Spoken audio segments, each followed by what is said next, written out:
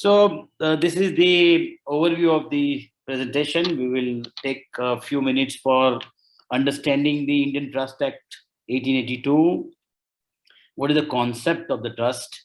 How it works, whether trust is an entity or trust is an arrangement.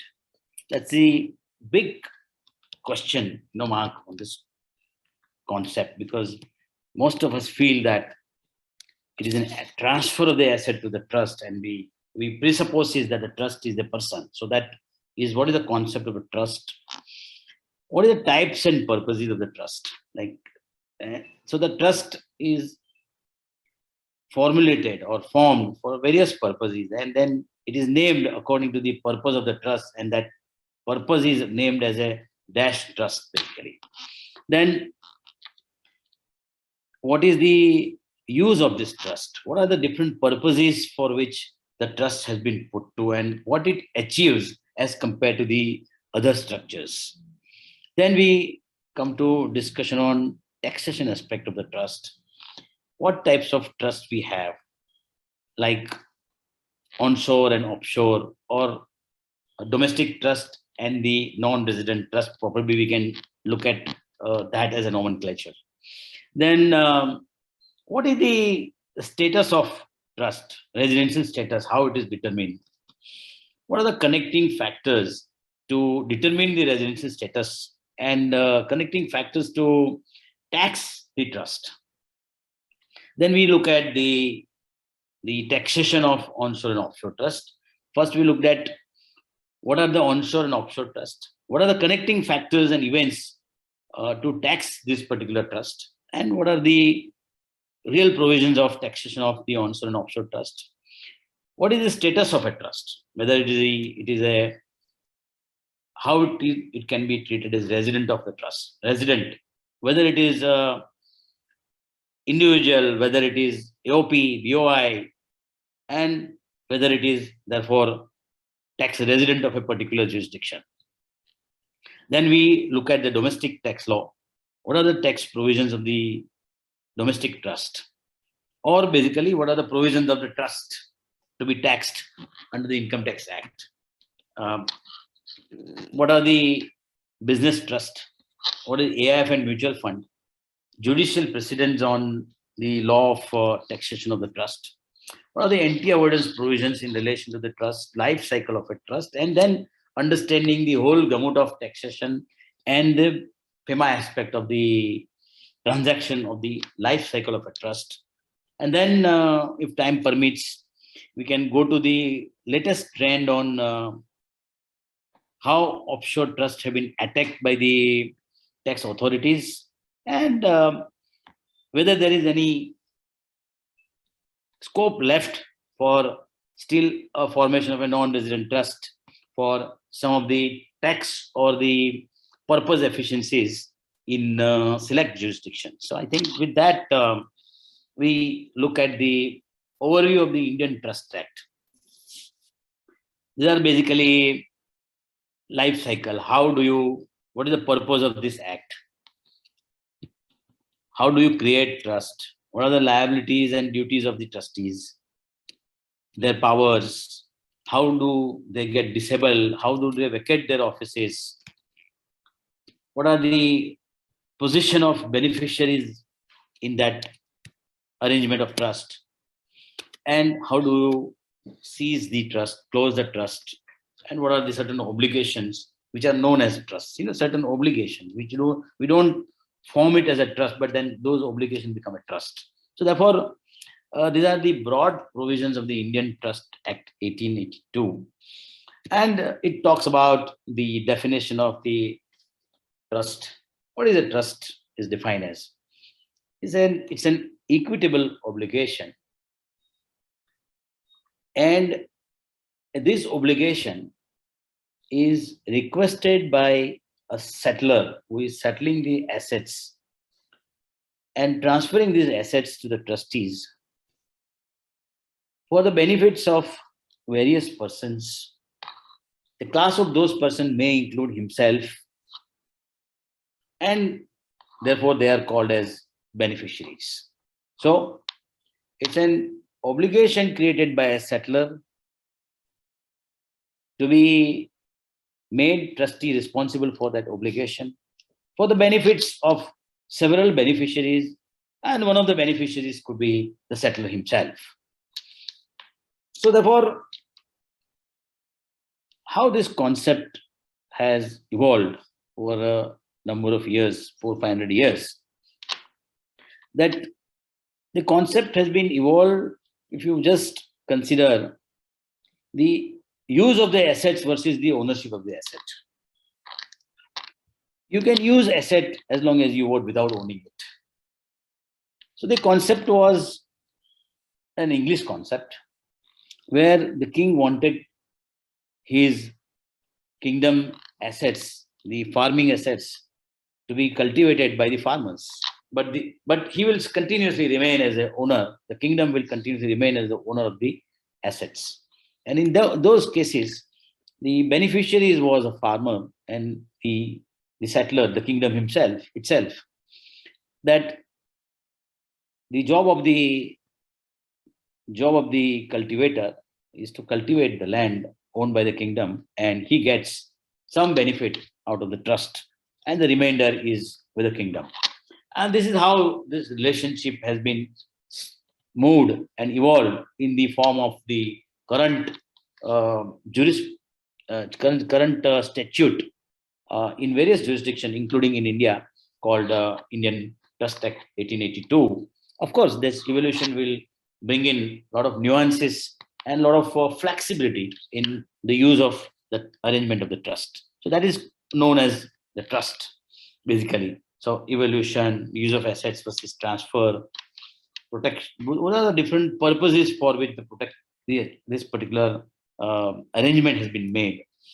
That with the evolution of the law, with the evolution of the understanding how the arrangement operates, the benefits were derived by putting the particular situation into the trust structure, and it was found that the trust structure is more flexible in a particular circumstances rather than transferring the assets itself. Let's say, for example, if one were to provide the asset for use during the lifetime of the beneficiary and thereafter to someone else, so you don't need to transfer the asset to the beneficiary. They are only allowed to use the asset during their lifetime, and thereafter either it may revert to the settler or it may go to the next set of beneficiaries, and therefore such trusts are called life tenant trust. So similarly, if you are doing or making assets for accumulating the wealth for your children who are minors, so those trusts were known as accumulation trust.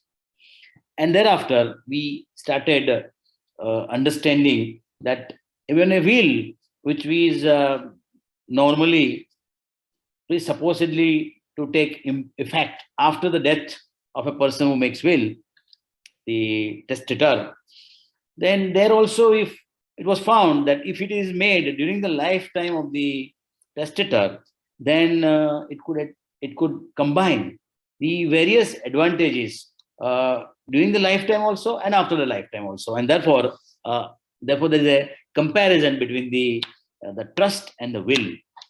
So similarly, the experience made us to know that this structure is well utilized by venture capital fund, the private equity, wealth management, and whatnot. Yeah. So that is the purpose of the trust and the advantages of the trust, basically, because the name suggests the benefits.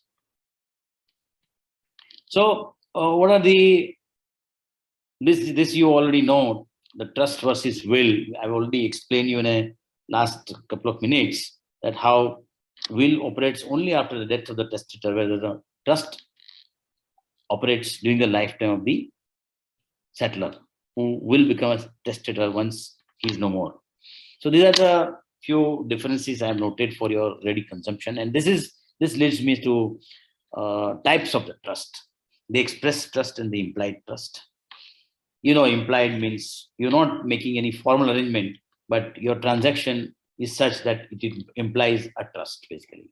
And the express trust, which is where you are expressing your desire very, very clearly. And then we come to the types, revocable and irrevocable trust. And this revocable or irrevocable trust could be discretionary and the non-discriminatory. We also know that discretionary use as an indeterminate trust and a non-discretionary trust is nomenclatured as the determinate trust. Non-discretionary is a determinate trust. While the types of trust gives rise to the purpose of the trust, the discretion and a non-discretion, determinate and the non-determination, is based on the whether the trustee to whom the assets has been given for the specified purposes has a discretion to distribute these assets to the beneficiary. If there is a discretion, then it is an indeterminate trust. If there is no discretion, then it is a determinate trust. We have known the determinate and the indeterminate trust very popularly in the Indian Income Tax Act, ITA 1961. So then there are the derivatives of discretionary and non-discretionary trust. Both can be discretionary and non-discretionary trust. All this 5 and 4, 9 trust could be discretionary or non-discretionary. Even a fixed trust could be discretionary or non-discretionary. So we will not go into that detail because it's a common sense nomenclature. So we will not go into details of each and every trust. For the purpose of today's discussion, we will be using the nomenclature revocable and irrevocable trust. Within that, we will use the terminology determinate and the indeterminate trust. I think that's most important for the today's discussion. Now, this is a typical structure of the trust. The settler who is responsible for settling the assets and providing roles and responsibility of the trustees. And the object of the trust. And according to the objective of the trust, the settler directs the trustees to do the needful during the operation and the life of the trust, basically. So that's about the settler, the trust assets, beneficiaries, and the protector. Protector is not that common in the Indian Trust Act, but they are differently named as advisors or the consultant or the guide to the trustees. So while trustee controls the assets, there is a protector who can guide to the trustees in the absence of settler or in the presence of settler even, that this is how I understand the objective of the trust as enshrined in the trust deed and as understood by the settler. And therefore, you may be guided from time to time by the interpretation of the protector for the effective implementation of the objective of the trust. So we know trust assets are the asset which is transferred by the settler to the trustees, and trustee will own it not for himself but for the today's or the future benefits of the beneficiaries in accordance with the distribution pattern, in accordance with the discretion which is given to the trustees. The most difficult understanding probably in time to come in few more slides is the nature of trust being discretionary trust, and it is irrevocable trust and a discretionary trust. And that is the subject matter of understanding. If we want to understand the concept very well, then I don't see there is any difficulty in understanding the taxation of such trust, because the rest of the things is nothing but the incidental logic applied to the understanding of the particular nature of the trust. So it's a dual ownership. The legal ownership is with the trustees and the beneficial ownership is with the beneficiaries. And the documentation you do is trust deed, the letter of wishes, appointment of protector or the advisor to the trustees, and resolution for appointment of the asset, the beneficiaries, or the distribution. See, most of the trust deed you will find there's hardly anything in the trust deed. Most of the vital details you will find in the annexures. Annexures will deal with the initial asset settled on the trust. Then you will find the trustees of the trust. Then you will find protector, if any, appointed by the trustees. Then you will file the name of the trustees. And then finally, you will find the devolution sequence, that during the lifetime of settler, who is the beneficiaries? After his lifetime, who are the next beneficiaries? And generally, the vital detail of trustees appointment and its removal, or its uh, removal and the appointment, will be found in the trust itself. Trust powers, investment powers, etc., you may find in the annexures, that are the powers of the trustees. Also, the peculiar trust which is made under the proper trust law, maybe Indian Trust Act or a Mauritian trust law or a Singapore trust law, if the particular objective has to be achieved of a particular jurisdiction, and the jurisdiction of the trust proper law is a different than the objective which is to be achieved of the tax law of the different country. Let's say Indian trust deed has to achieve the objective of the tax efficiency in the US. Then a particular clause you may find in the trust deed itself, that what do you mean by revocable trust, what do you mean by irrevocable trust, because despite the settler reserving number of rights within themselves, the trust will still qualify as the irrevocable trust, because irrevocability surrounds around not only the reservation of the powers of the trustee, but those powers are dealing with the assets and reverting the assets to the settler.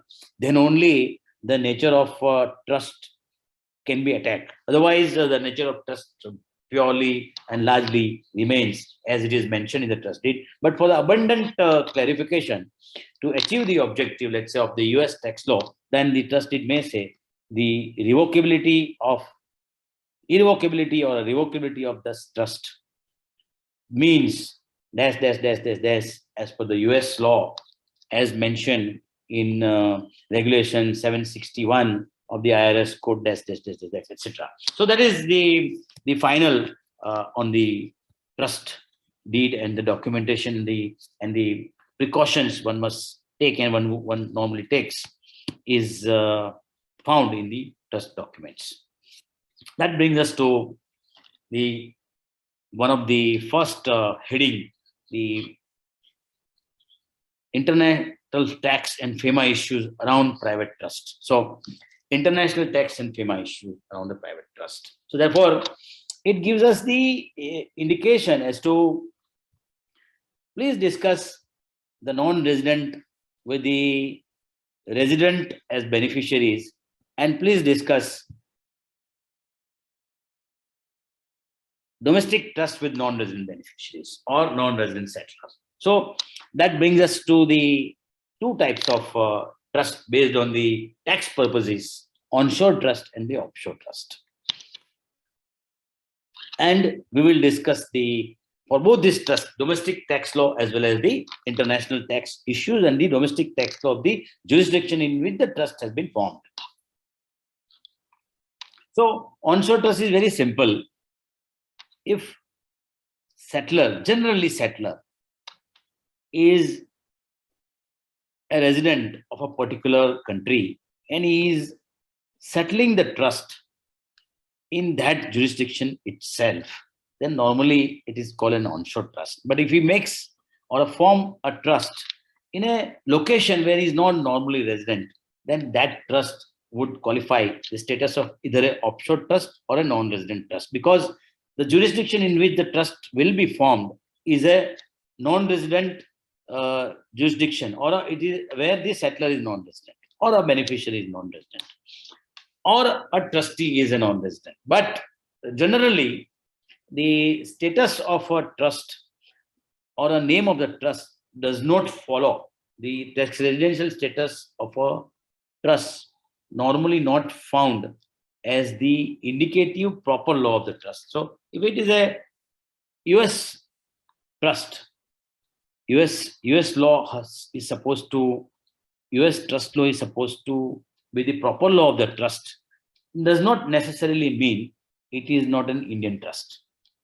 So the trust may be formed in India, but the proper law of the trust could be the US trust law, something like that. But it may not be possible to have US trust law to operate in the India, because India has a proper trust law as Indian Trust Act 1882. Therefore, but just to give you a concept clarity,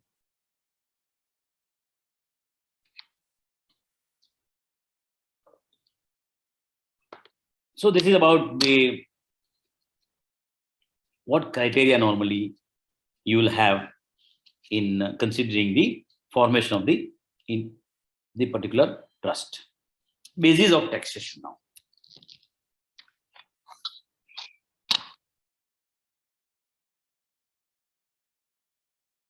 Now see, in the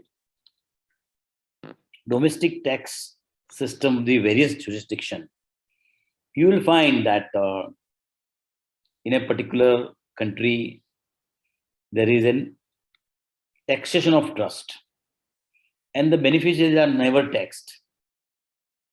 So it's an entity level taxation. In India, only beneficiaries are taxed, and trust is never taxed. Trust is, in India, trust is never taxed means the trust is only responsible for making payment of the taxes on behalf of the beneficiaries in India, and therefore trust is never taxed. We will see a little later. Then, under certain system, beneficiaries pay taxes on the distributed amount of, and trust pays on the undistributed amount of income. This is very common in certain jurisdictions. Most mature jurisdiction of the trust provides for this kind of treatment, that if the income is distributed, then beneficiaries will pay the tax, and if the income is not distributed, the trust will pay the tax. And once the tax is paid by the trust on a non-distributed amount, then whenever such amount is distributed, the beneficiary will not pay the tax. So it's the most flexible system of the taxing the beneficiaries and the trust. But if you look at very, very closely, whichever way the tax is collected, whichever way tax is deferred, the finally, in most of the jurisdiction, either settler is attacked for the taxes as a connecting factor, or the beneficiaries is taxed for the purpose of the collection of the taxes. So settler and the beneficiaries, most probably, as I told you, trustees and the trust law, proper law of the trust, these jurisdictions are normally not important in deciding the taxation of the trust in the domestic jurisdiction of the various countries. Now we come to, therefore, summary, that how the residential status of a trust could be determined based on residential status of the beneficiaries, or of the trustees, or of the settler. You will find in New Zealand, it's a settler-driven trust law, taxation of the trust. Wherever settler moves, the taxation of that settler moves. The settler is non-resident and he has made trust, New Zealand does not levy taxes. Even after making trust, if settler becomes resident of New Zealand, then the taxation connecting factor starts, because now he's a resident, and although he has made that trust while he was non-resident. So there are various methods to tax the tax liability. However, if we are concerned with the Indian trust, then in India, the liability is fastened on the basis of the residential status of the beneficiaries and not the trustees and not the trust. Trust residential status is not important. We'll look at whether a trust is a person, whether trust has any residential status, etc. in next couple of slides to come. This is a private trust. The important section I have mentioned here, we will not discuss them now. As and when it comes, we will discuss. So we are on a residential status. Let me look at any question.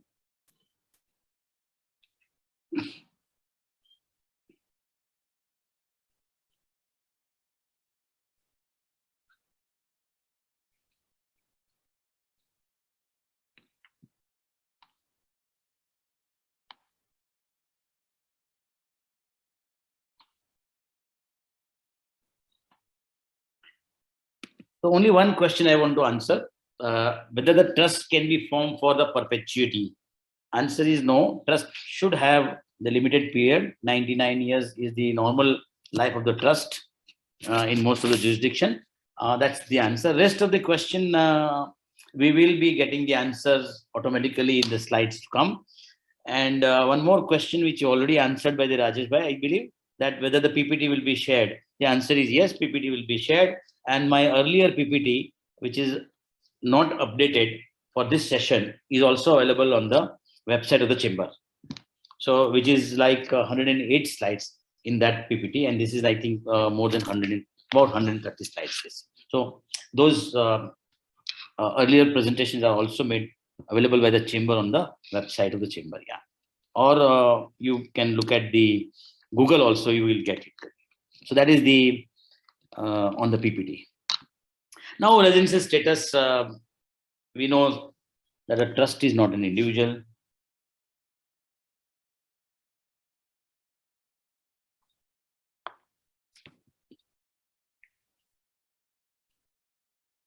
Control and management of situation of the every other person. So probably 6(4) is the answer. Every other person is said to be resident in India. But the question is whether trust is a person. If he is a person, then only it can enter into the definition of resident. So section 2 into bracket 31 of the ITA defines the person, right? So it has AOP, it has BOI, as individuals, company, juridical person, etc. But answer is no. Section 2 into 31 defines the person and does not include trust. And therefore, trust is not a person. And why it is not a person, you can see there are n number of decisions contesting with each of the category of the person contrasted with the trust. And it finally, the court have said that it is neither an AOP, it is not a BOI, it is not an artificial jurisdiction person, etc. It is not a body of individuals, it is not an AOP also. So all these judgments laid down the law that it is not a person. I don't want to go into the details of what is the distinction between AOP, BOI, partnership firm, company, and etc. Because we all know very well that these distinctions are there, and the distinctions, because of that distinction, the person has been distinguishedly defined in section 231 as AOP, BOI, etc. And since they are named differently, they are all having a different characteristic. Now, so therefore, trust is not a person, and therefore there is no residential status of the trust. So it's not a person. It's not a legal entity under the tax law, at least. We can also get a guidance from the Indian Income Tax Act, section 161. Not 161 strictly, 160. It talks about the definition of a representative assessee. That The trustee is a representative assessee and he will be taxed on behalf of the beneficiaries. Therefore, the income will be that of the beneficiaries, which will be taxed as a representative assessee in the name of the trust or the trustees. And it says the income of the trustee, which is taxed on behalf of the beneficiaries, is a separate from his own income. Tax is of a beneficiary, but it can be paid by the trust also. But double taxation is not permitted. So how it is designed under section 161 of the Income Tax Act, that tax shall be levied upon and recovered from the trustee in like manner and to the same extent as it would be leviable upon and recoverable from the person represented by him.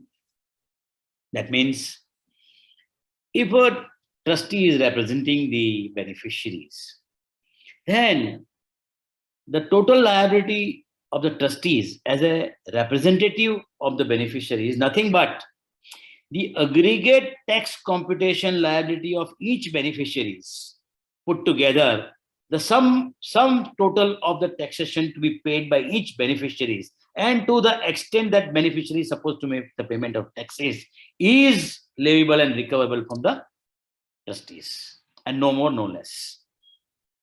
Therefore, in other words, if there are more than one beneficiaries, then the tax liability of beneficiary 1 and tax liability of beneficiary 2, tax liability of beneficiary 3 to be separately computed and to be added together in arriving the tax liability of the trustees for that particular trust. So thus you may have further question that therefore the status of the trustee as an assessable unit would depend upon the status of the beneficiaries, because if beneficiaries are individual, trustee will be taxed as an individual. But what happens in case where the shares of the beneficiary is indeterminate, discretionary trust? Then you do not know which beneficiary will be allocated what income in time to come. So whether there will be any status of the trust if all the beneficiary individuals, it is very easy to say that the status of the trustee as a assessable unit on behalf of the trust or on behalf of the beneficiaries is nothing but the individuals. But in case of a non-determinate trust, you never know whether any of these beneficiaries will be entitled to distribution in future, and therefore there will be some difficulties in deciding the status of the trustees, whether you will file tax return as individuals or otherwise. However, courts have held in 88 ITR and then 108 ITR to 63 ITR to 009 ITR. That's nothing but trustees together constitute the assessable unit and will be liable as a individuals. This is also enshrined in the CBDT Circular number 6 of 2012, also reported at 346 ITR 96, that the status of the private discretionary trust is also an individual and will be accessible as individual in the name of the trustees. The question arises, how to compute this tax liability? As far as determinate trust is there is no difficulty. You can very easily determine the liability of each beneficiaries. But in case of a indeterminate trust, since there is a difficulty in computing the tax liability of each beneficiaries before the date of distribution, which is discretionary with the trustees, then in such case, the law says, no problem. You pay taxes as an individual, no difficulties. If it is discretionary trust, you pay taxes at an individual rate. There is no difficulty. Then there are further nuances in the Indian Income Tax Act, that if you have business income, then That is the third rate. If you have a business income in the determinate trust cases, then it says you pay the tax at the maximum marginal rate. In case of a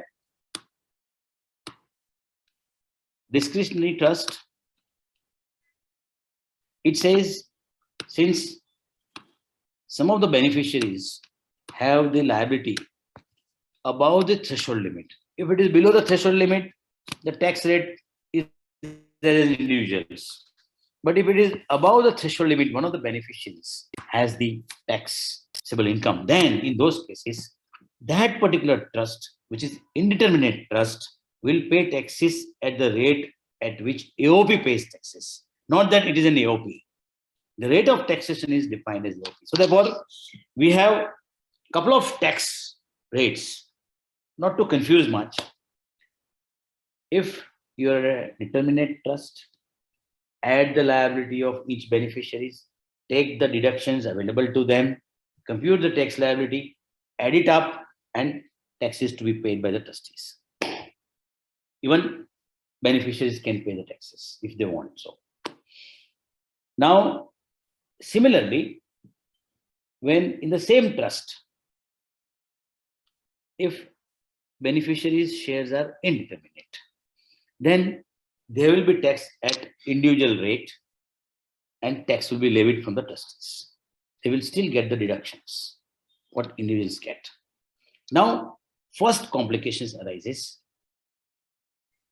in both the cases.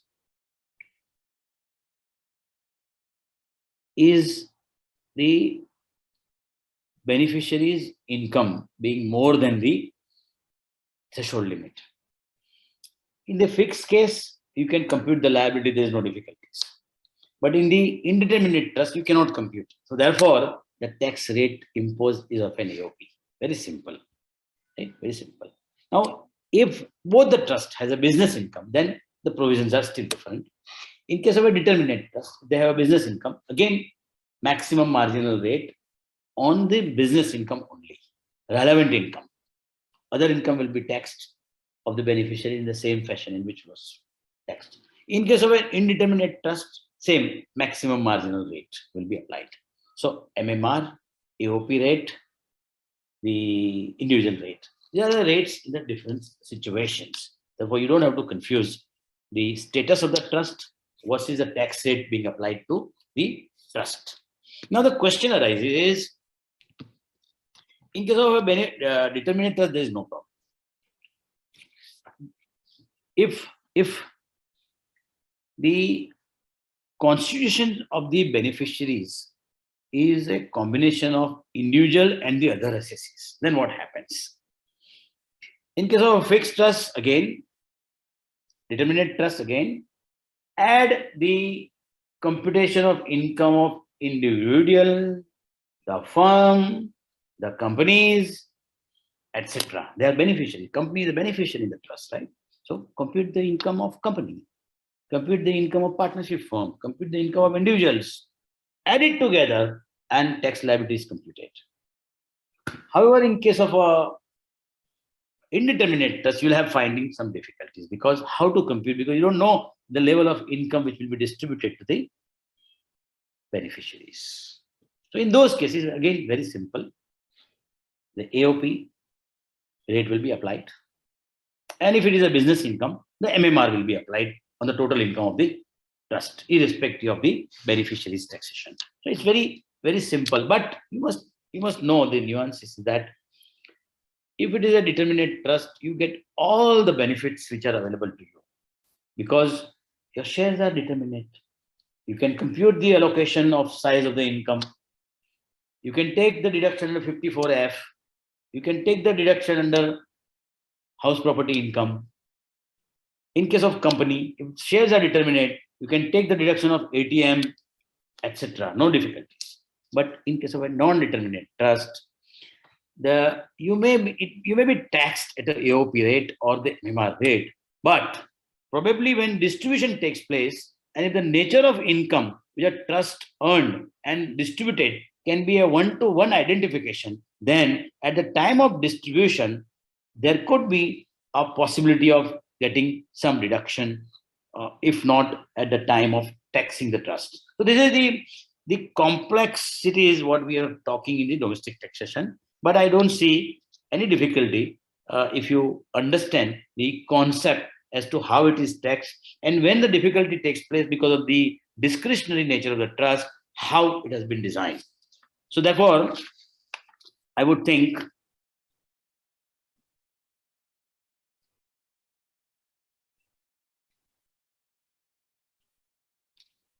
this is the simplified version of what I have discussed about 4 types of tax rates and nothing else. So therefore, this gives you a clarity. Share this on the left hand side, left hand side of mine is the determinate trust, and on the right hand side it is indeterminate trust. Only when income does not include business profits, in case of a indeterminate trust, AOP rates are there. Otherwise, maximum margin rate is common in both the cases when the business income arises, but only on the relevant income, not on the entire income. So this is nothing but the summary of what I've said, but I've included here for the standalone basis. You can refer this material and take care of your day-to-day practice. There could be a number of issues like either at the time of taxing the income in the hands of the trustees or the time of distribution. The issue is like,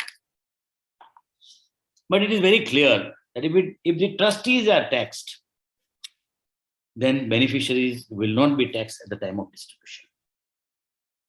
So in determinate cases, you will have no issue because entire determination will have been made by the trustee at the time of making and payment of taxes by itself in its name of trust as an individual, all deduction being taken. So there cannot be any question of making payment of taxes by the beneficiaries at the time of distribution because entire income is taxed at that point of time. And in case of a indeterminate trust, the question of taxes again will not arise at the time of distribution. Probably there could be some issues of deduction at the time of distribution. Otherwise, there is no issue of making payment of taxes again. So we were on yes, just is provisions of the law.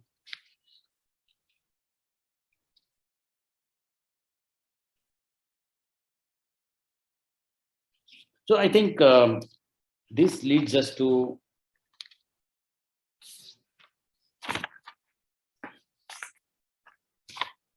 the taxation of business. I am not going to discuss this taxation of business, but I just wanted to distinguish between the various tax regime designed by the Income Tax Act. They are saying that INVIT and REIT, although they are tax units as referred to in section 160 and 161 and 164, but though those tax regime will not apply, but the special tax regime which is designed for them will only apply. So therefore, taxation of business trust, INVIT and REIT, AIF 1, 2, and 3, and mutual fund will be separately carved out under the tax law and is separately taxed as per the different provisions of the Income Tax Act. That also we will see in the form of chart. And there are a lot of the draftsmen or the government on a policy matter sometimes miss out that what will happen if you change the law of dividend distribution to dividend tax in the hands of shareholder. The entire gamut of provisions of business trust has to be changed because of the change in the provision of the dividend distribution tax to the taxation of dividend to be paid by the shareholder. So I've discussed these issues and also the taxation of the business trust. I've given an example also that how it will be taxed, business trust will be taxed, and what are the issues involved in the taxation of the INVIT and the REIT. There are 4 layers the investor, the trust, this is a trust, and the SPV. So when the SPV earns income, it's normal, let's say company. So it will pay the income on normal income of the company. Then when SPV make the payment of dividend or interest or the rental income, generally rental income will not be paid by SP, because in the REIT trust, the requirement is the REIT must own the assets directly and not through SPV. Therefore, rental income will accrue directly to the REIT, whereas dividend and the interest income will normally earned by REIT and InvIT trust through the SPV. So SPV will be taxed in the normal manner, but the TDS provisions of the SPV has been designed in a manner that InvIT does not pay any taxes, but the shareholder of the InvIT pays the taxes. This is very simple. Therefore, when the and again further tinkered the provision by saying that if SPV is paying the concessional rate of tax of the companies, which is 15% or 25.6% against 30%, then the tax rate of the investor of the business trust are different. Therefore, that you must look at how this provision work differently than that of the section 160 to 164. That's what I wanted to make distinction of. Otherwise, this topic itself is a complex topic.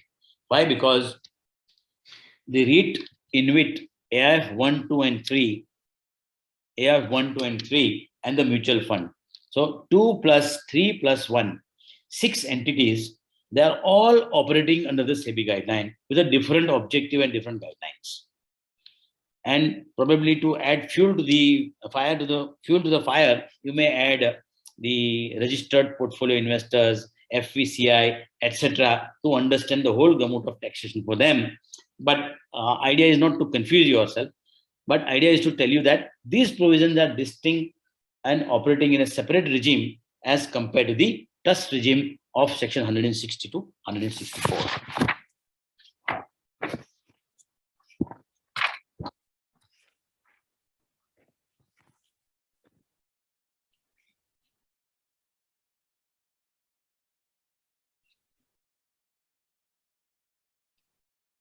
So, therefore, I've just given you the snapshot of the provisions of the trust law, taxation of the trust, domestic trust, the taxation of the domestic trust in the different regime called business trust regime, and like.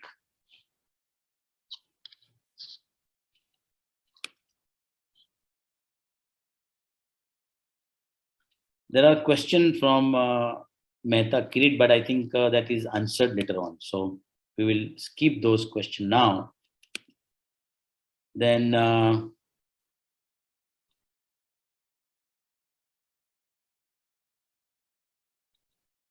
yeah, there's one question. Nimish Unatkat. MMI rate for indeterminate trust with business or without business is this 42.75 or 31.2? It is 42.74. In case of a specified trust, the question is from Nitesh. In case of a specified trust, taxation is determined based on the taxation applicable to beneficiary if individual, his slab rate can be considered, which can also be considered by the individual for his independent taxable income. I did not understand the question, but the answer is from the probable understanding, yes, the individual beneficiaries has to add their income from the trust with the normal income, and the slab rate will apply on a combination basis or not on a separate basis. So that is about the details of the domestic taxation of the trust. Now let us look at some of the jurisprudence that when the tax is levied on the discretionary trust in the difficult situations. They are mainly on the foreign trust, where the beneficiaries were not disclosed, or if there were beneficiaries, then they said we are not liable to taxation for various reasons. And the provision of Section 69 and BMA were applied. This Manoj Dupelia was the decision which is used by the Bombay bench again in Renu Tharani's case for taxing the Geneva-based trust, where beneficiary was named as Renu Tharani. Trust was terminated, and the company was left out with the investment, maximum amount transacted, etc., and the tax was levied on the Renu Tharani's case. Now, the old decision, very popular decision of Vikram Singh Ji Gonda, the Supreme Court, in a peculiar circumstances, said that the right of the discretionary beneficiary is no more than a hope. Therefore, unless there is a distribution, there is no taxes. Unless there is a distribution to the beneficiary, there is no taxes. So therefore, but this decision may not be used in all circumstances. You must read the decision that it was used in that peculiar circumstances, but I don't think it's a straitjacket formula, although it's a Supreme Court decision.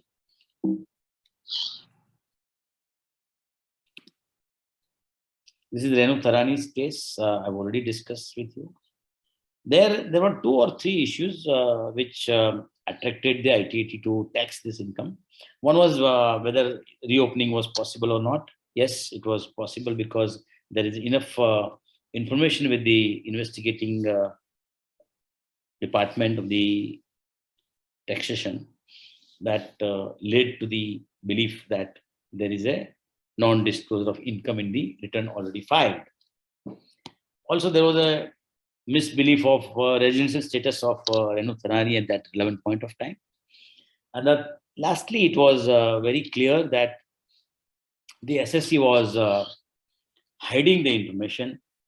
And because of that hiding of the information, what will be the obvious conclusion, apparent conclusion, would be the finality of the assessment of the income. That's what attracted the ITAT in bringing this income to the tax net in India. Although it was a foreign trust, the settler was not known, only nominee was known as of the nominee of the company formed below the trust, and the trust was terminated in that case. So therefore, that is a little bit of the diversion, but just the judicial precedent on distribution versus the income earned by the trustees. This brings us to the anti-avoidance provision that when it is a transfer with a revocable nature of the transfer of the assets, then settler will be taxed and the trustees of the trust will not be taxed, beneficiaries also will not be taxed. This type of trust are formed in India by the several families where their beneficiaries are settled in the United States and they are permanent resident of United States, and their immigration status do consider that they are considered the US person under the US tax law. So the revocable trust is very popular in India, which is also called as a grantor trust. The grantor can unsettle or revoke the trust. So this type of trusts are found in India because their beneficiaries in most of the cases will be the US beneficiary or some other countries where they are concerned that if they are a beneficiary of the irrevocable trust, they will be taxed on a current basis in those countries. Like India is taxing the income on a current basis, irrespective of the distribution of the asset. We will come to a little later on the international aspect of the DTAA and the MLI and India's reservation on status quo. Why India has done so, we do not have any literature on the subject, but we will discuss it a little later that what is sought to be achieved is why India did not want to enter into.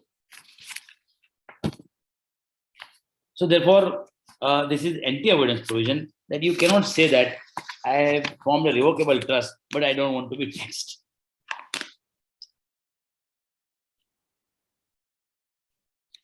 Now come to the life cycle of the trust and the taxation on each cycle or on each stage of the cycle, basically.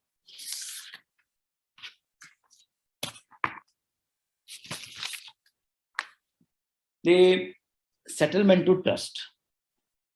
We've already seen that trust is not a person.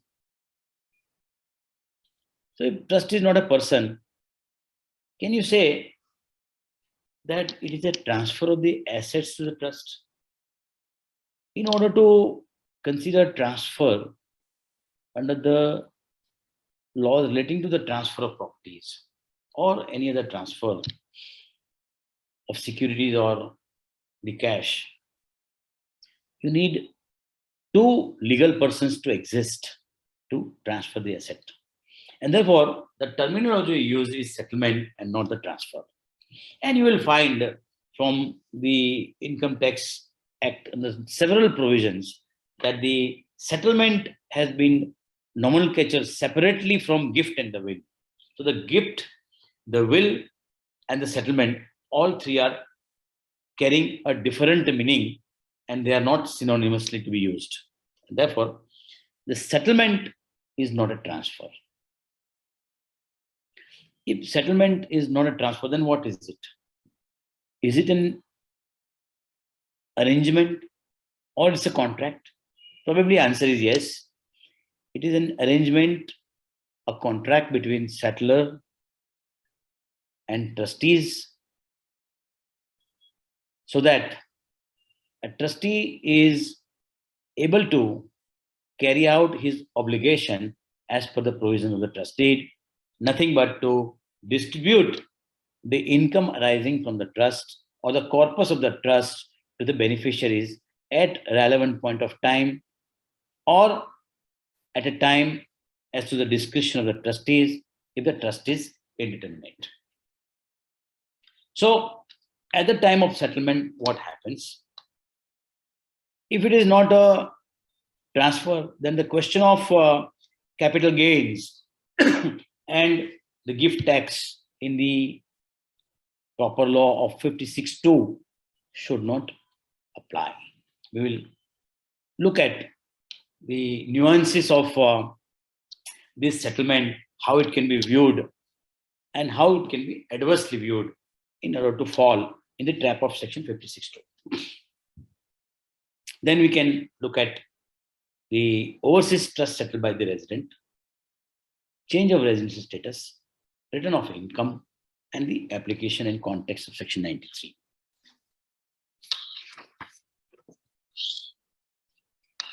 Look at section 47(3).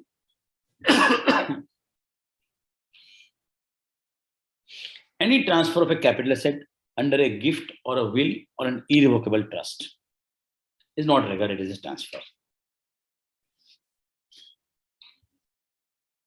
Is not regarded as a transfer, except the stock option scheme, where if a company transferred the shares to the trust for the employee stock option or for the benefit of the employees, then such transfer is not included in 47(3).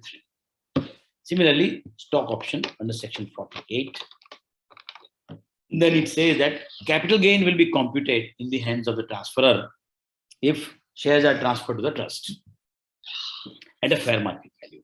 Of course, there are ways and means which are adopted by the Employee Welfare Trust to consider the implementation of the ESOP scheme through a trust. And normally it is done by granting a very soft or a concessional loan by the company to purchase the shares from the company at fair market value to avoid the implication of proviso to section 48, and also to avoid the 47(3) transfer being not included in the 47(3). So also, sometimes listed company do pledges the shares to the by the trustees, and they raise the fund to make the payment to the listed companies for the purpose of acquiring the shares under the ESOP schemes.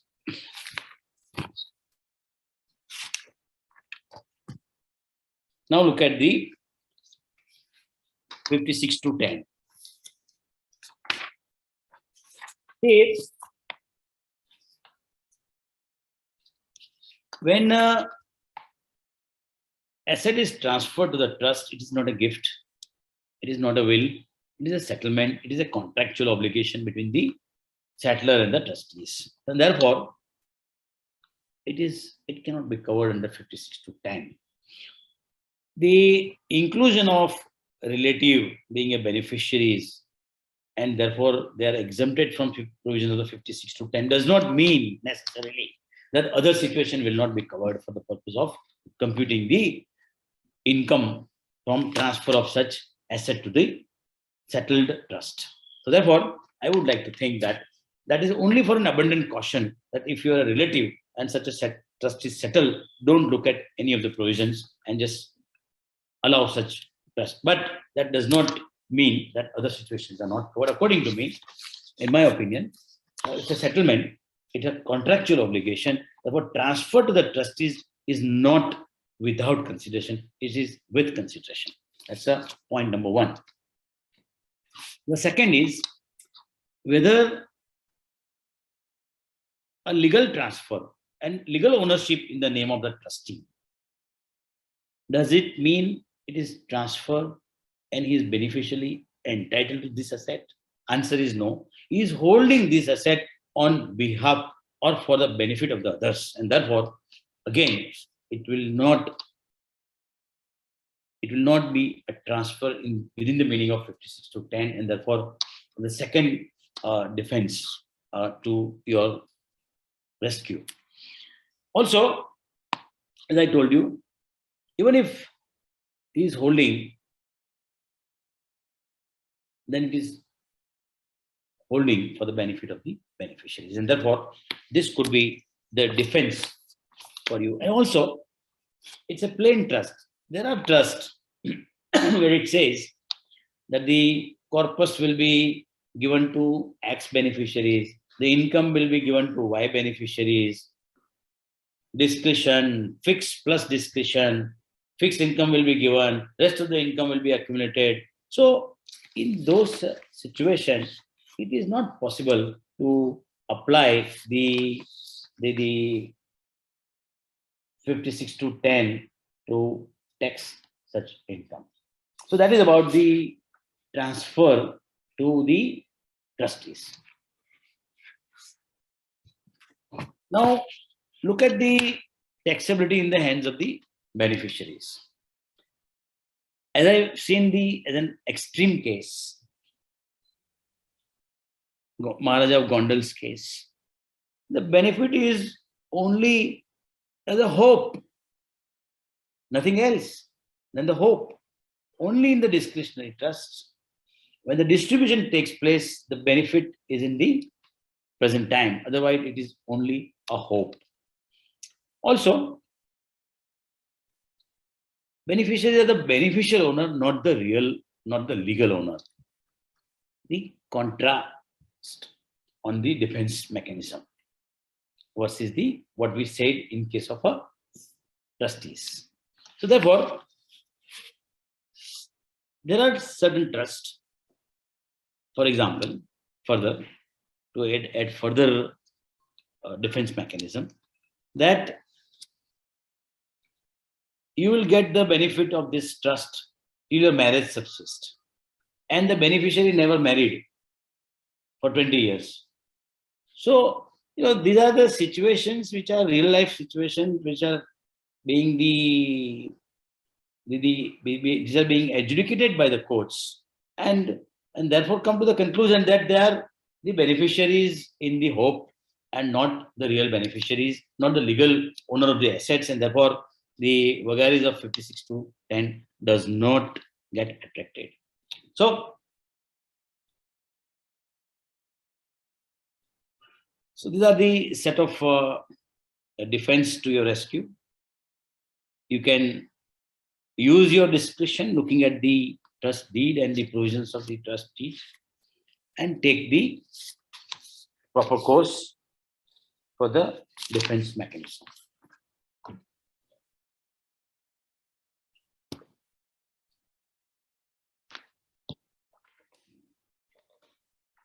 Look at question if there are any.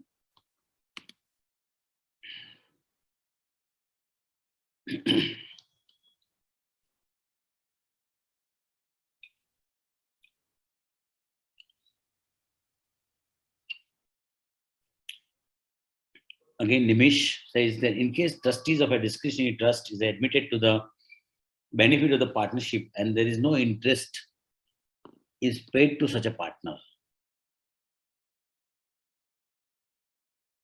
resulting in nil taxable income, can it be said that the trust is having business income? Answer is no.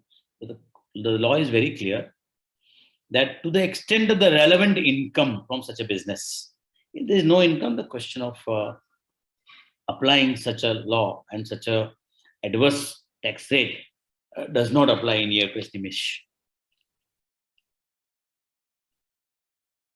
Can you please discuss briefly recent decision of US bill? I think we can, but let me complete because we have 130 slides, which are more important in explaining the law and procedure to the participants. Therefore, if the time is left, we can definitely discuss that decision too.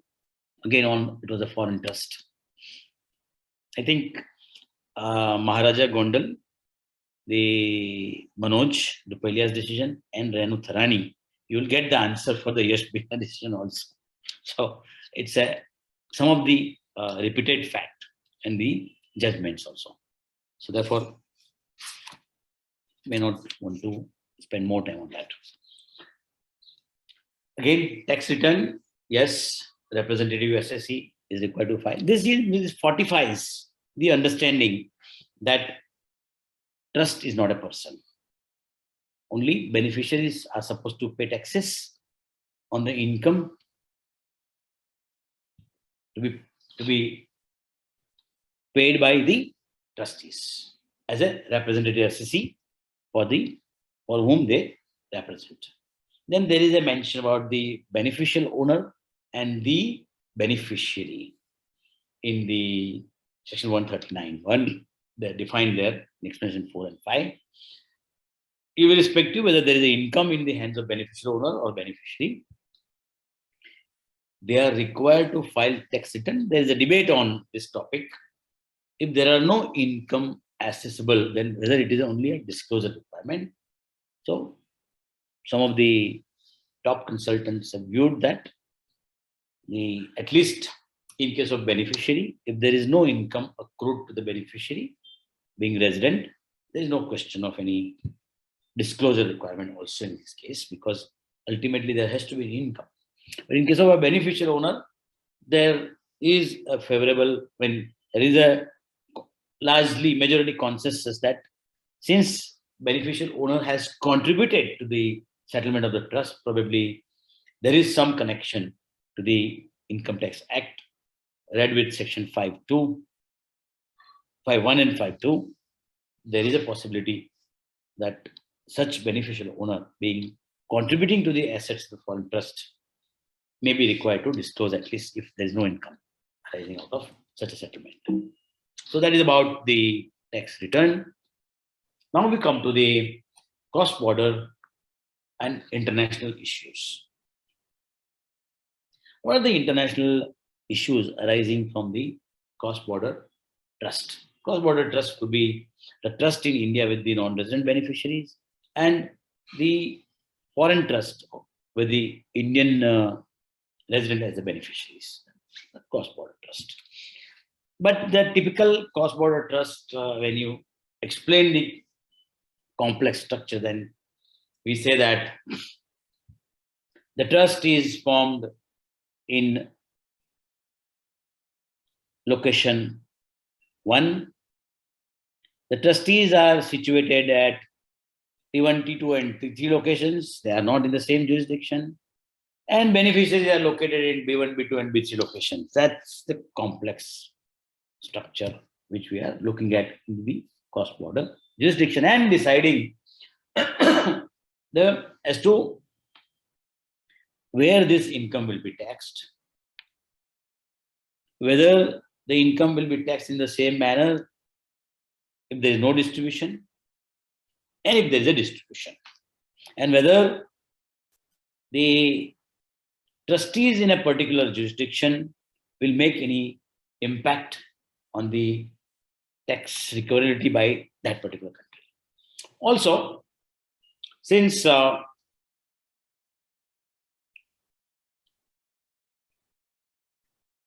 trust law is an animal of law of equity, which is originated in England, there could be a different law in a particular jurisdiction which does not recognize trust as a pass-through.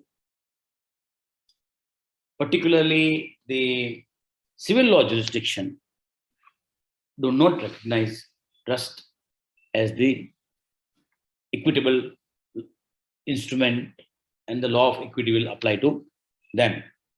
Particularly, continental Europe do not recognize the trust law as England would recognize. Therefore, the issue which arises in the international cross-border trust jurisdictions, who will be regarded as a taxpayer, trustee or the beneficiaries? Because if a jurisdiction says a trustee will have to pay the taxes on behalf of the beneficiaries, so the question arises, who is liable to pay taxes?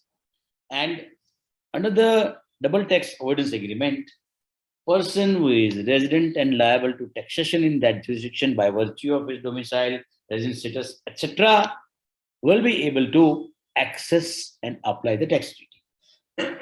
And therefore, the first question which has to be addressed is, who is regarded as a taxpayer, the trustees or the beneficiaries? If the tax is paid on behalf of the beneficiaries, then you will look at the beneficiary's residency status and not the trustee's residency status. So in a jurisdiction where trust is created as entity and tax is paid by that entity, and you are supposed to look at in India whether there is any Indian beneficiaries in that trust. And if there are Indian beneficiaries, what and to what extent you will apply tax treaty for the payment of taxes with the credit of taxes paid in that country. So this is the first issue. Probably this issue is sought to be resolved through the MLI Article 3, the hybrid nature of the entity, which talks about not only trust, partnership, and other entities, which are in a hybrid nature. Maximum tax rate for income of trusts, particularly for discretionary trust. Then, again, who is the beneficiary of the income in Article 10, 11, 12, and therefore, who will be entitled to tax credit under the convention, and who will be considered alienator under Article 13, which deals with the capital gains of the income of the source state. So these are the issues which may arise due to the cross-border tax issues and not resolved to the tax treaties. I've explained you the typical complex situations. S1, S2, S3 is the location of the assets. So one of the criteria could be even location of the assets, because source of income is arising from location of the assets. Location of the trustee, location of the beneficiary. No ECD guidance on the subject except the recent initiative of the MLI. So the first question is, again, which is sought to be resolved, is a mismatch. Who will be taxed and who will be treated as a liable to taxation? Now, this language also appears in the India-UK tax treaty and the India-US tax treaty in case of the partnership and the other transparent entities. I just gave you an example of Australia, Papua New Guinea TTA, which deals with the trust structures. A resident of one of the contracting state is beneficially or presently entitled, directly or indirectly, to a share of business profit of an enterprise carried on in the other contracting state by a trustee of a trust estate and trustee as a PE under Article 5 in that other state. In such a case, resident beneficiary is deemed to be carrying on business in the other state through the PE, and its share of profit is attributable to that PE. Therefore, trustee is treated as the a permanent establishment of that resident beneficiary in the source state. So therefore, what it says is, whether trust or a trustee, I will treat this under the treaty, the permanent establishment or the beneficiary who is a resident of the other state and the permanent establishment situated in the source state. So profit will be attributable to that resident beneficiary in accordance with the determinate or the indeterminate share. This brings us to the case study. A non-resident of India is contemplating setting up the discretionary offshore trust in Mauritius.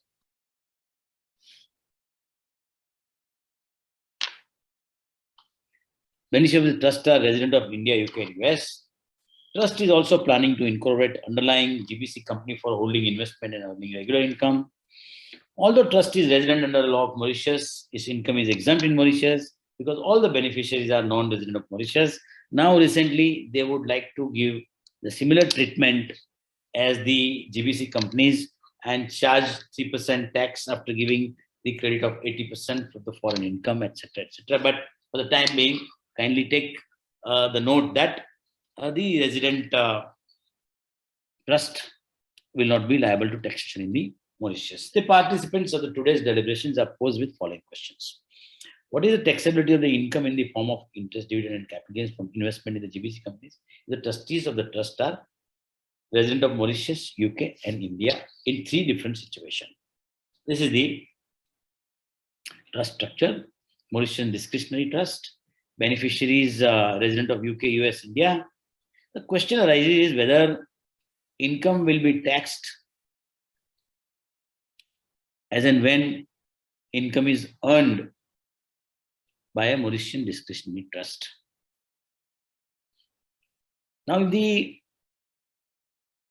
law is very clear that how it will be taxed in Mauritius. If beneficiaries are resident of UK, how it is taxed in UK, how it is taxed in USA, and how it is taxed in India.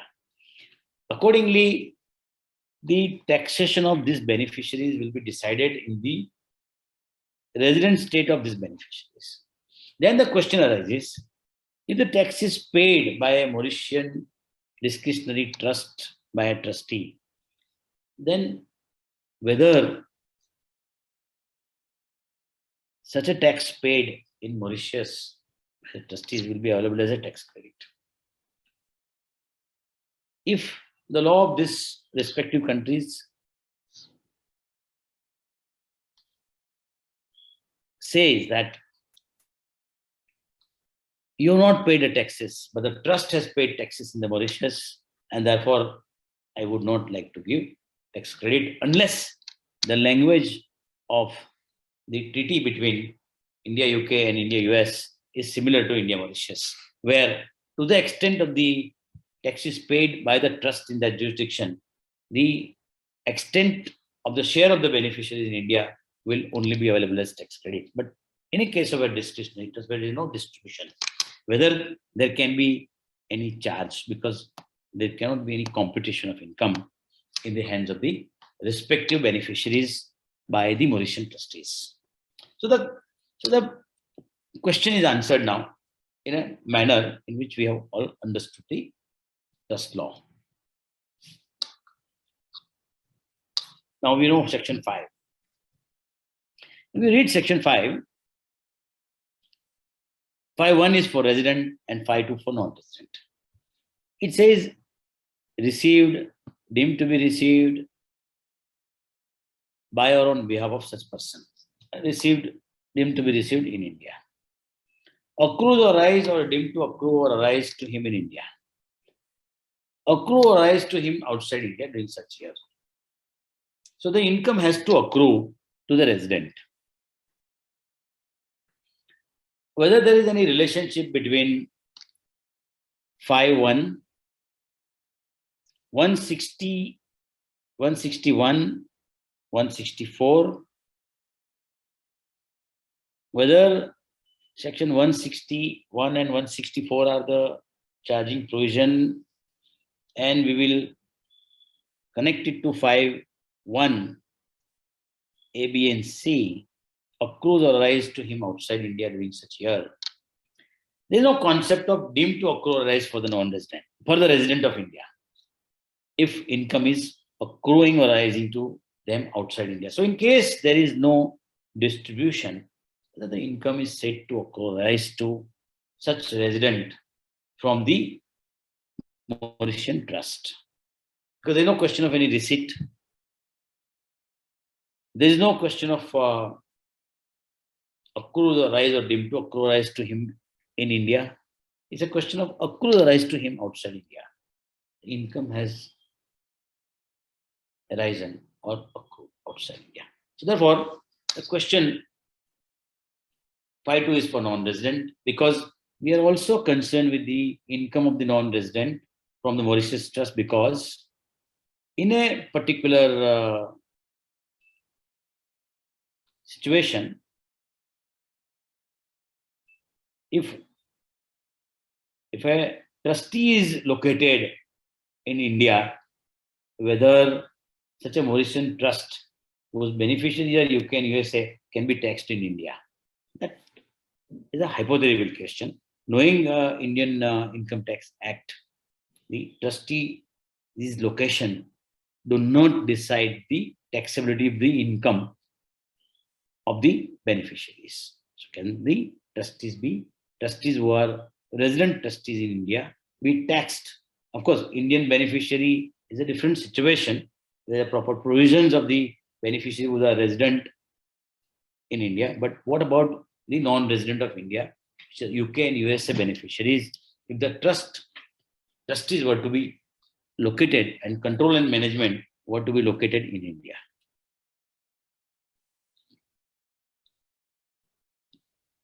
I'm just repeating this for your understanding.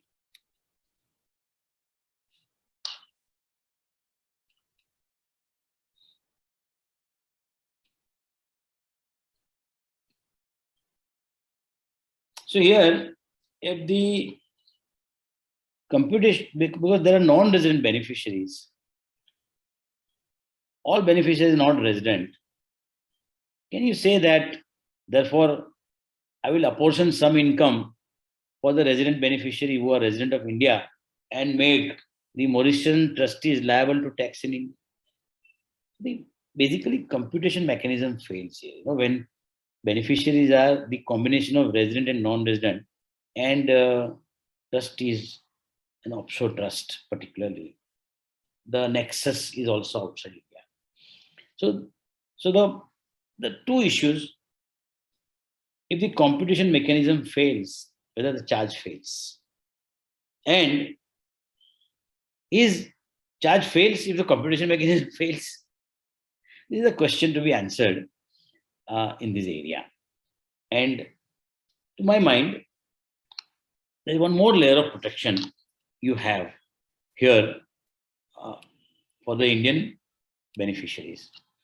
That if GBC company where the entire income is parked, if the GBC, what is the need of paying dividend from GBC company to a Mauritian discretionary trust if there is no distribution is required?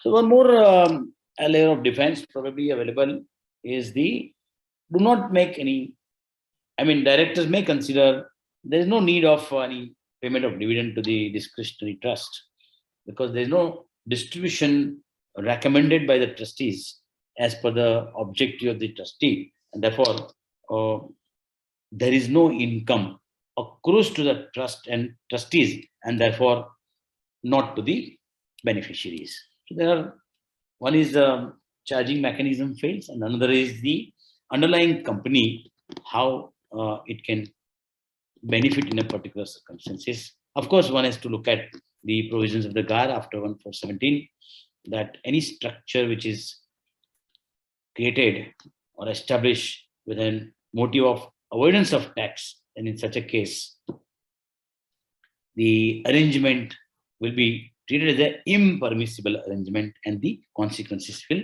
follow. So this is about the test. And there is also one more tool for the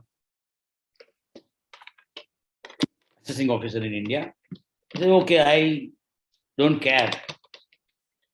I don't have the competition machinery because one or two beneficiaries are non-residents, therefore how to attribute income to the resident SSC. Difficult to quantify, but I will like to tax entire income in the hands of the Indian beneficiary as a protective assessment, but not the substantive assessment. And this is about the powers of the assessing officer and what to do. So, case study one, conclusion. Taxation of trust in India. When trustee is resident in Mauritius, no. When trustee is resident in UK, no. When trustee is resident in India, no and yes.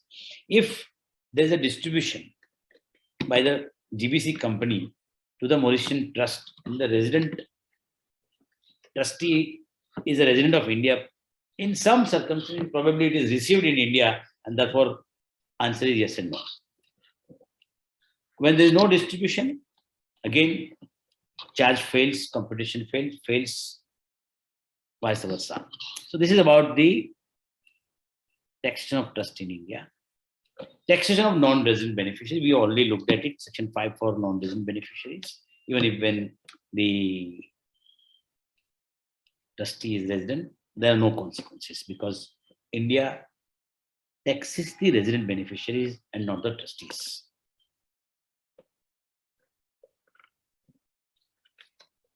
Now tax credit. We already discussed about tax credit.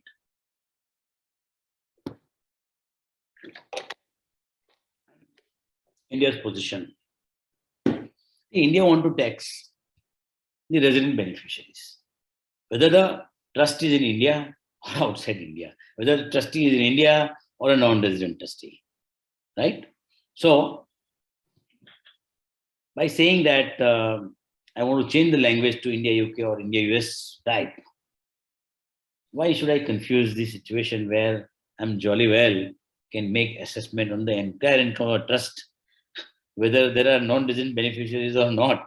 So India has maintained status quo. My domestic tax law provision is sufficient in the current dates to tax any income in the name of resident beneficiaries, and therefore probably India has decided to keep status quo and not accept the language in which the law can be amended. Then it brings to section 93, the side implication of the foreign trust created by a non-resident, and after creation of the trust, he becomes the resident of India. I think language of section 93 only protects you if the transaction is a bona fide transaction under section 93, otherwise it does not protect you. That's what I wanted to say, because the language of section 93 says, if an asset is transferred by acts leading to the payment of income to the non-resident, that means non-resident trust or any other entity, leading to acquisition of rights by the SSC, which enables him to enjoy the income of the non-resident. So after settling the trust, that non-resident becomes resident and he enjoys the same property which is there under the trust. The vigors of section 93 is affected, and if you are not able to provide an evidence to suggest that it's a bona fide transaction, you might find some difficulties in the section 93. This was the issue in one of the Vedanta Group decisions of turquoise investment, when the benefits were transferred to the non-resident entity, and the benefits and the enjoyment of its property is for the resident Indian, and hence the department tried to tax that under section 93. And that's what about the section 93. And I've already discussed about the MLI action 2 and MLI in the Indian position, so we'd not like to discuss that much, but kept it ready for your consumption when you are leisure to read the provisions of the law. The conclusion when the issues involved. Almost all the issues which are discussed are reproduced here. And also I produced some thought Hague Convention. There are a number of articles in the Hague Convention, and most of them India has voluntarily accepted. So you must look at the Hague Convention of Trust also. And that brings us to the FEMA aspect of the trust.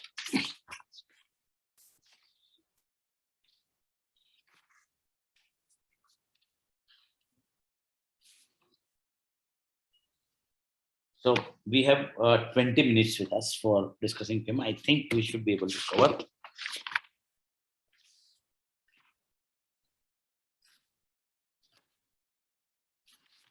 Before that, let me look at any additional questions. Can a US trust hold Indian assets? I think we are coming to that in the FEMA.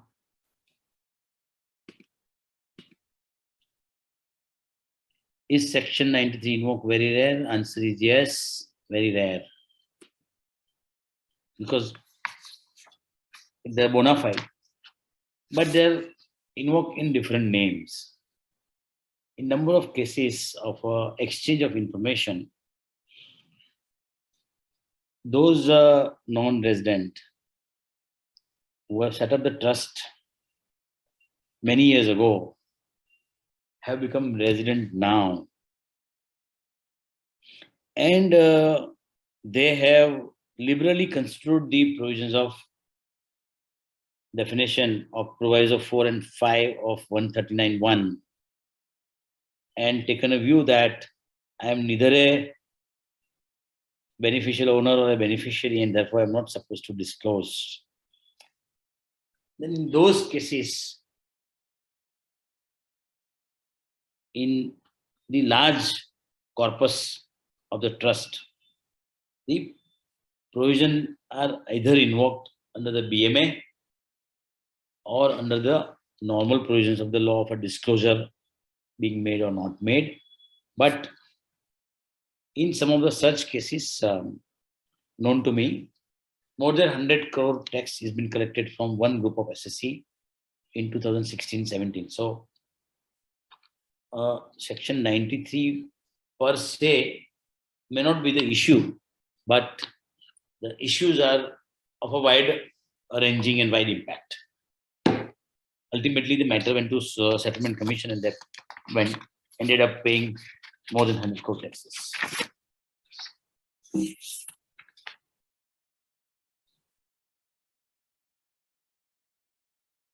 Now you know that the FEMA revolves around deciding as to whether your transaction is a capital account transaction or a current account transaction. Whether you are a resident or you are a non-resident. If your transaction is a permissible current or a capital transaction, whether you are a resident or a non-resident, then in accordance with that law of current account transaction and capital account transaction, if you move around with the entire life cycle of the trust, from settlement to the distribution to the closure. So each situation of settlement, then earning income, collecting income, allocating credits to the beneficiaries, making payment of the income or a corpus by way of a distribution, and that distribution being credited to the non-resident beneficiaries account in India to the remittance abroad. If you cover these situations and test it for the capital account transactions or a current account transaction of a resident, capital account transaction of a non-resident, current account transaction of a resident. Because I believe the current account transaction rules applies only to resident. And to a non-resident, these transactions are specified in Deposit Regulation Notification 5 R for non-resident. The NRO accounts are nothing but the current account transactions of the non-resident. But those transactions are sought to be regulated by Notification 5R. NRO account, NRE account, FCNR, deposits, etc. A similar transaction, the bona fide transaction, if you find for a resident Indian, then they are found in Schedule 1, 2, and 3 as a restriction, and the rest of the transactions are free. So, this is the analysis and testing which we will do under FEMA for the events leading to distribution and the closure of the trust. So, you know that the capital account transactions for non-resident in India is nothing but altering their assets or liabilities in India. Similarly, for resident Indian, it is alteration of the assets and liabilities outside India of resident Indian. Very simple. So these transactions will be termed as the capital account transaction of the resident and the non-resident non-resident and resident respectively. So and what is the law for capital account transaction? Those transactions which are specified in the law as permissible in the relevant notification is allowed. Nothing else is allowed if it is a capital account transaction. In case of a current account transaction, what is the law? If it is a current account transaction, it is permitted except it is found in 1, 2, and 3 schedule. If they are not found in 1, 2, and 3 schedule, they are all free. So the law of allowing transaction of current account and capital account are contrast. That in capital account transaction, only what is said is allowed. In current account transaction, only what is said is restricted. Very simple. So let us look at whether the FEMA recognizes again the trust as a person. Again, answer is no. We will look at why answer is no.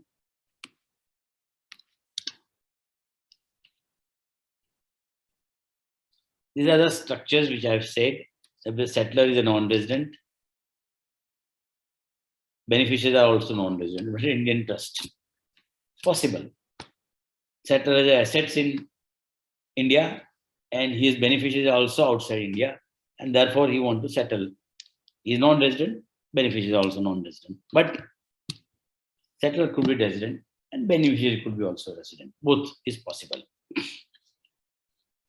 So these are the typical issues involved where money can come by inward remittance from NRE or NRO account and can be settlement of gifts of shares in Indian company, debt of Indian company, immovable property in India. So these are the 5 or 6 transactions which may be tested for the purpose of settlement of the trust. That's what I wanted to say. So this is another example of resident trust. It's a specific trust. The earlier one was discretionary trust. So both situations are possible. Now let us test the residential status of the trust. So to you and we, to we2, place where trust is set up, trust is not a person. Trust is legal owners of trust property as per the trust law, but transaction is carried out by them for others. Therefore, trustee's residential status is not important for the purpose of the Indian trust. Beneficiaries are beneficial owner, but they are not the legal owners, and therefore the transaction done by others on their behalf cannot be considered as the transaction of themselves, and therefore the FEMA provisions cannot determine the resident status in a straight manner. Now, what could be the transaction of drawing foreign exchange by resident and non-resident? Current account transactions of non-resident, current account transactions of resident, capital account transactions of non-resident, current capital account transaction of the resident. These are the transactions where we want to draw the foreign exchange. Continuing. And drawing foreign exchange for resident Indian, 250,000 scheme is there. And for non-resident, $1 million scheme is there, even if it is on a non-repatriation basis. Right?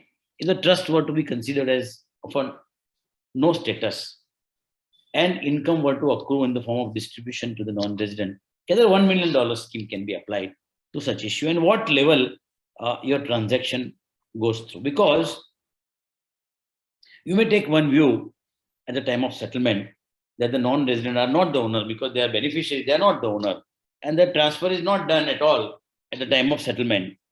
Can you do the transaction where a particular transaction is not freely permitted at all? Or if you're treating it as not a transfer, then whether income which accrues is freely repatriated irrespective of the transaction of settlement, then what would be a difficulty that we will look at a little later. So these are the transaction.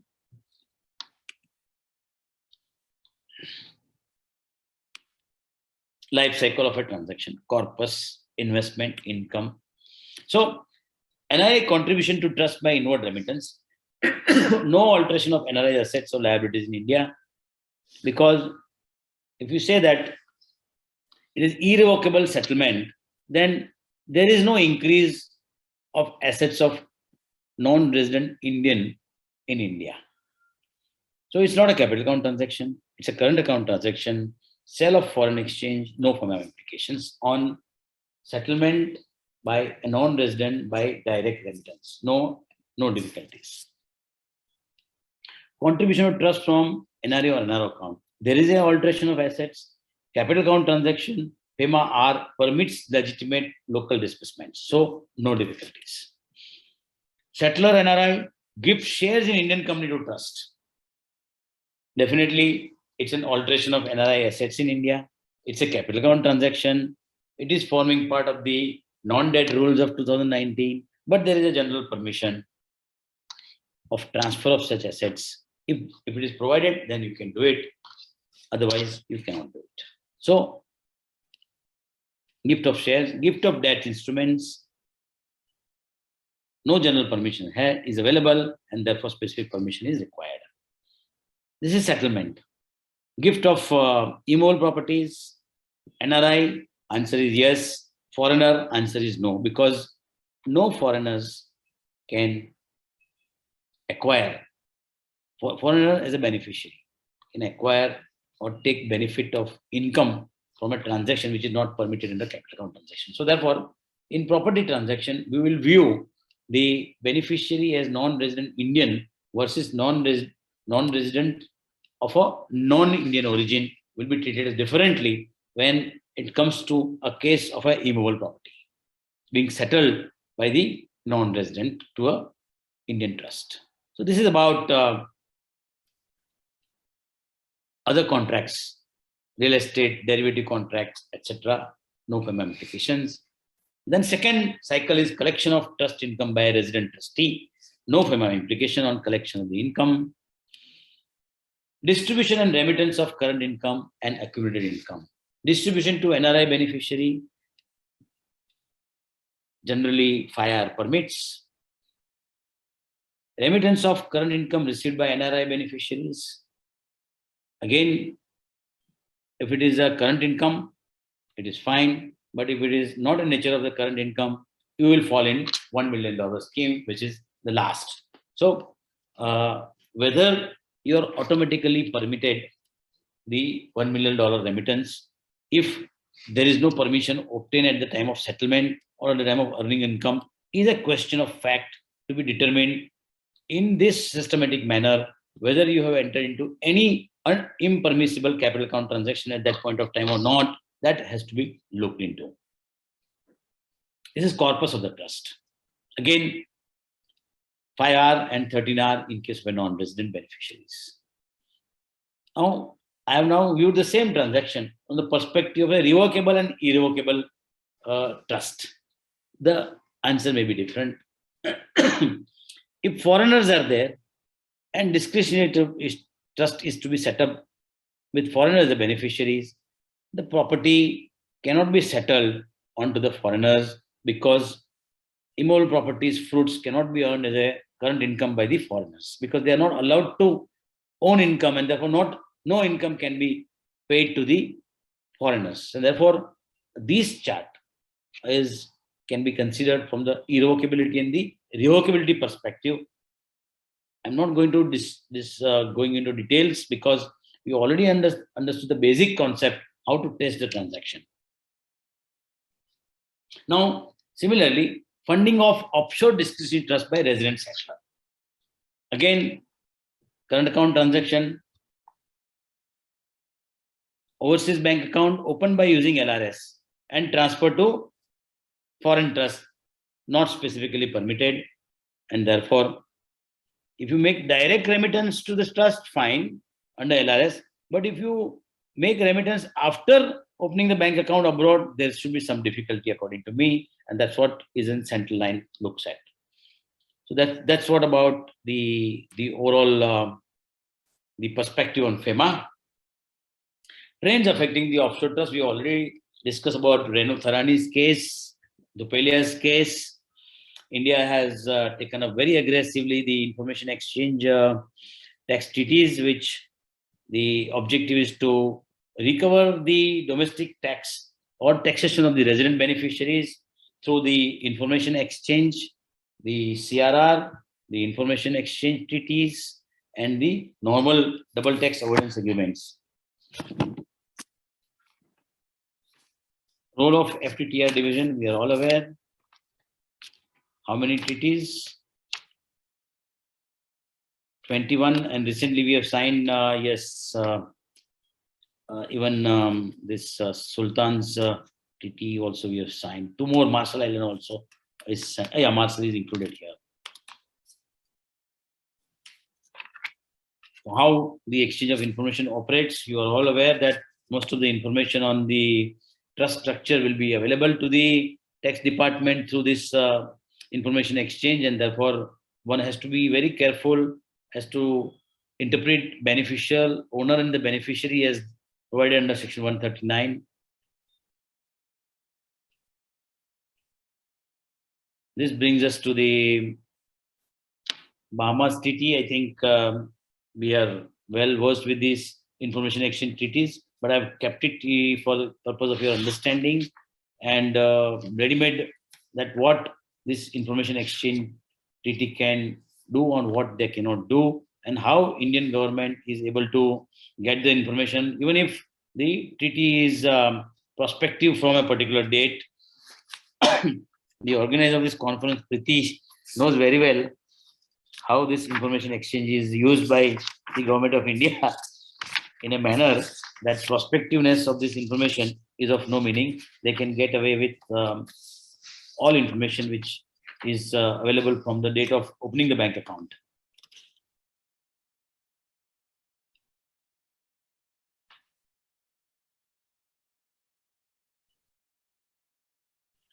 Trust in various jurisdictions. I've just kept it ready-made for you, and that brings to the completion of my presentation. Thank you very much for patient hearing, and I will now deal with the pending questions. Can an Indian trust hold foreign shares and immovable properties which are settled by the settler? There is not outflow of money from India. See,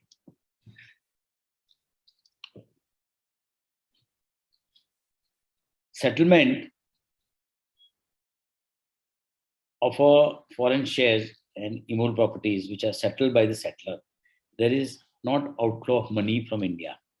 Now, the question arises to whether we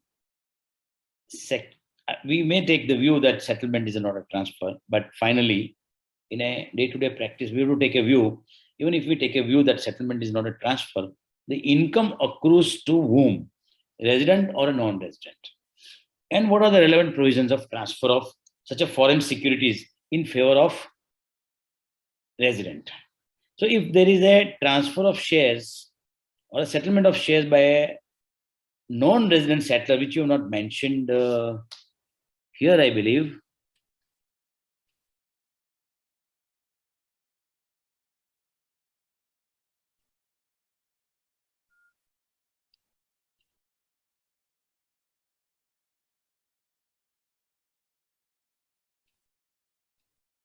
So, can an Indian trust hold foreign shares?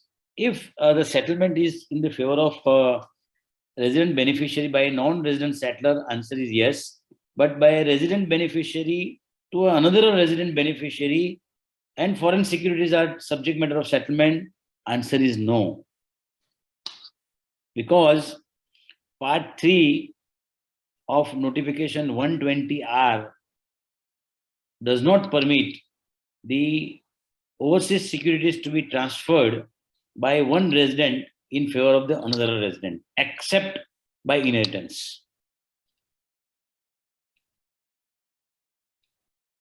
Can resident beneficiary of a foreign trust receive foreign shares and foreign immovable property as distribution from the trust? There is no outflow from money. Again, same principle will apply, whether under the normal provisions of transfer of share overseas security in favor of resident beneficiary is within the purview of the part 3 of notification 120.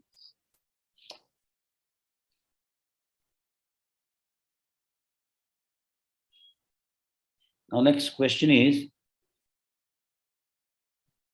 when trust pays income to the beneficiary in the subsequent year of earning income, can it be taxed in the hands of the resident beneficiary as received in India, or can we argue that it is distribution of tax paid surplus? Now, again, if tax is already paid, while it is a case of a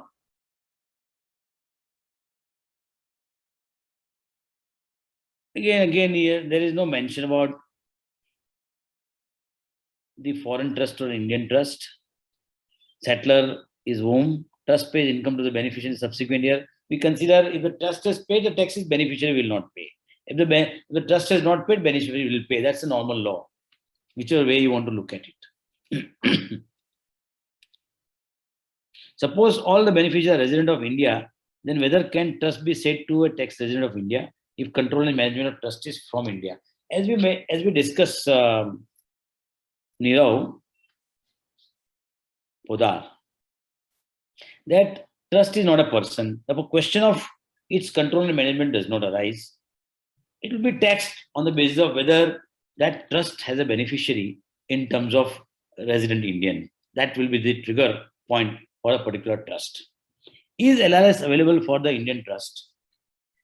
If yes, it is to be considered from the perspective of the settler or trustee or independently. As we mentioned in the FEMA issues, normally you will use LRS for two reasons. One is to make payment to your relative who is non-resident in India and make payment in Indian rupees equivalent to the LRS limit. And another issue is remittance outside India. So if we are forming Indian trust, there is a question of using LRS. There is no question of using LRS for the Indian trust. You will always do a settlement of the Indian rupees and not the LRS. LRS can be used for that purposes. That's what my response is. I think that was a chat box. Now let us look at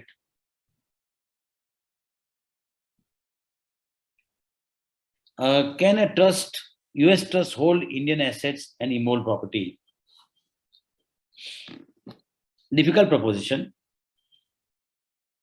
Generally, Indian trust will be formed, assets will be transferred to the settled to the Indian trusts, and there could be a non-resident beneficiary. That's a better proposition than a foreign trust holding the Indian property, because FEMA issues will arise at each and every point of time. Yeah, so that's the better course of action. What will be the taxability in the hands of the beneficiary at time of distribution of corpus of a trust? Will it be taxed under 56 to 10 in the hands of the beneficiaries? Look, you are saying beneficiary is not a related party. Distribution is made of a corpus at the time of the termination of the trust, probably, except in the hands of the beneficiary at the time of distribution of corpus of a trust. Corpus of a trust. There are a couple of things. Corpus is a pre-tax, post-tax income of the settler. If the distribution is made to the non-relative of a corpus,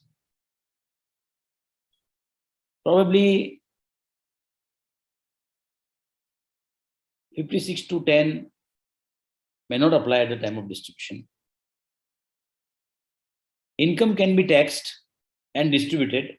At the time of distribution, there will not be taxes. So this is a post-tax income of the settler, which is distributed. If the trust goes through the test of GAR, an impermissible or a permissible arrangement, the answer is there cannot be any taxes in the hands of the beneficiaries.